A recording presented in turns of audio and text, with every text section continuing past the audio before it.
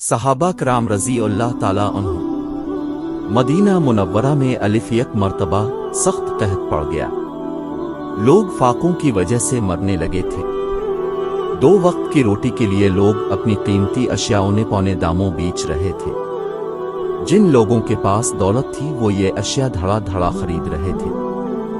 حضرت عثمان غنی رضی اللہ تعالیٰ عنہ کو اللہ تعالیٰ نے بہت زیادہ مال و دولت سے نوازا تھا۔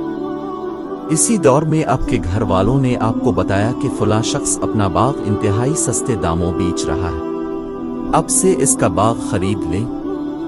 حضرت عثمان رضی اللہ تعالیٰ عنہ نے یہ سن کر آمادگی ظاہر فرمائی اور رقم لے کر باغ کے مالک کی طرف روانہ ہو گئے۔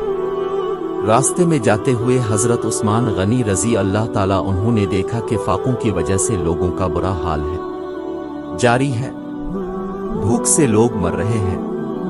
یہ دیکھ کر حضرت عثمان غنی رضی اللہ تعالیٰ عنہ کی آنکھوں سے بے اختیار آنسو بہنے لگے۔ اپنے یہ گوارا نہ فرمایا کہ لوگ تو روٹی کے ایک ٹکڑے کے لیے مر رہے ہوں اور وہ باغات کی خریداری کرتے پھریں۔ اپنے باغ کے لیے جو رقم رکھی تھی وہ ساری کی ساری مستحق لوگوں میں اللہ کے نام پر تقسیم کر دی اور خود خالی ہاتھ گھر واپس تشریف لے آئے۔ گھر واپس پہنے تو گھر والوں نے پوچھا، کیا آپ نے وہ باغ خرید لیا ہے؟ حضرت عثمان رضی اللہ تعالیٰ عنہ نے جواب میں فرمایا، ہاں، میں تمہارے لیے جنت میں بہت ہی خوبصورت باغ خرید کر آ رہا ہوں۔